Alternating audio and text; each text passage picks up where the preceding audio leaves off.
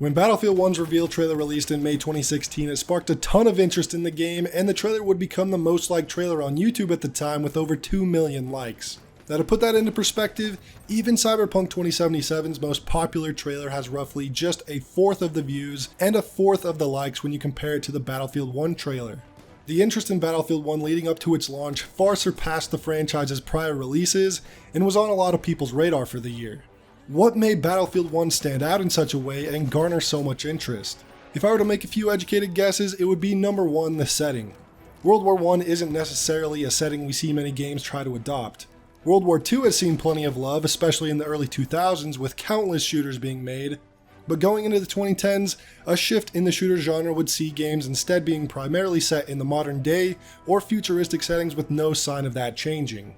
A lot of shooter fans were growing tired of the modern or futuristic settings of the genre and had hopes that we'd one day see game developers go back and recreate a World War II game with today's technology. With the drastic improvement of graphics since the early 2000s, we now wanted to storm the beaches of Normandy with visuals and immersion better than, I guess, this.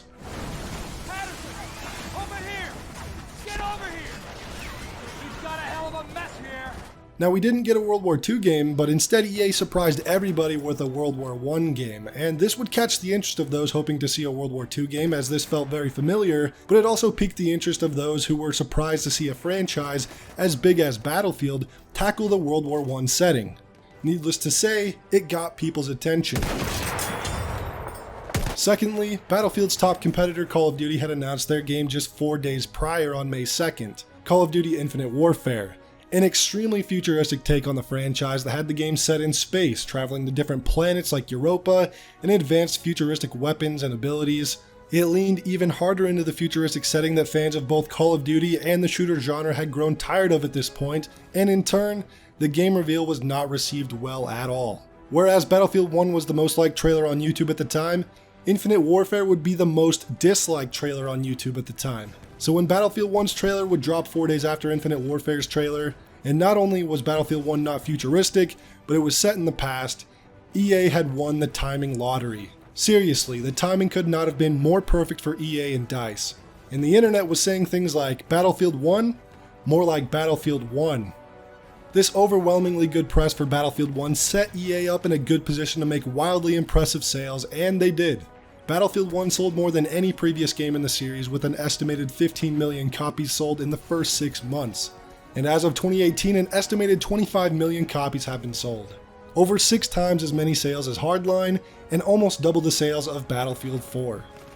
Not only did Battlefield 1 sell well, but the reviews were generally positive across many game review sites and users alike, praising it for its World War I theme and setting, the immersive graphics and gameplay, the new operations mode which has proved to be extremely popular, and many other things like the maps and the soundtrack.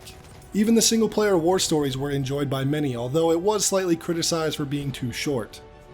Not everyone was happy with Battlefield 1 though. In fact, a lot of hardcore Battlefield fans found the game to be too casual friendly, with changes made to some of the core systems like enemy spotting, sniping, and a few others. But a vast majority of the player base stuck around and continued to enjoy the game through its 4 DLCs released over the next 18 months. But how is the game in 2021? Is it still a good game? Yes! Yes! I originally played Battlefield 1 on Xbox One and I loved it. It ran surprisingly good on console and looks pretty impressive as well. And I came back to the game often for about 2 years. But in the last 18 months I've made the switch to PC, and I recently decided to pick up the game again there. I'm happy to say that the game still offers one of the best multiplayer experiences out there. One of Battlefield 1's biggest strengths is its immersion. It does a great job at making you feel like you're really part of a war zone. Obviously the game looks great graphically, and that helps with immersion, but beyond that, the sound design, the environments, the music, it all puts you smack dab right in the middle of a war zone.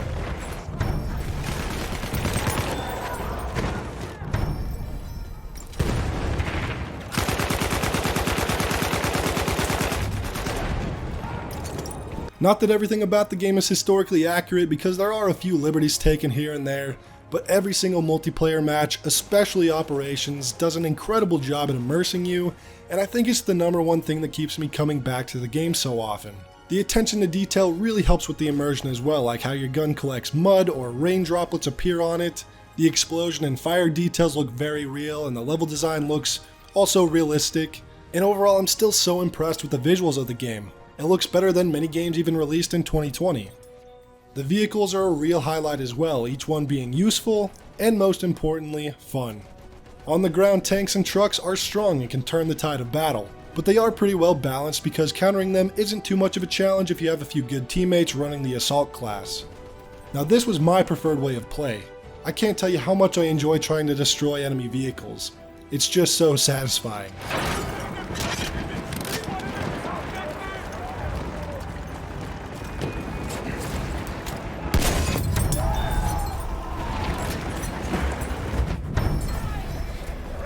Fighter planes or bombers in the sky are awesome as well, and while most of the time they're just up there fighting each other, that's still really badass and adds to the game a lot because sometimes they shoot each other down and their planes come crashing down right in front of you, which makes for an epic cinematic moment.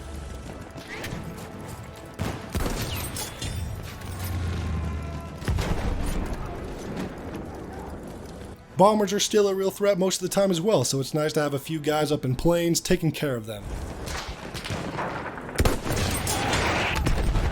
A lot of Battlefield 1's gameplay systems just work together so well, and the game just has this natural feeling of one big battlefield.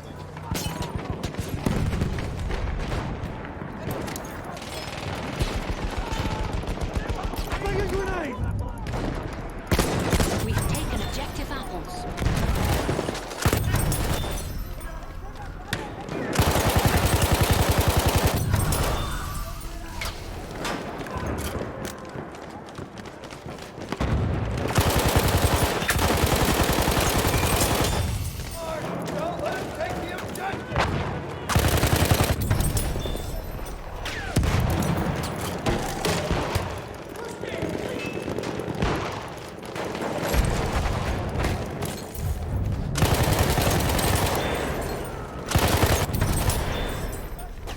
Soldiers remain.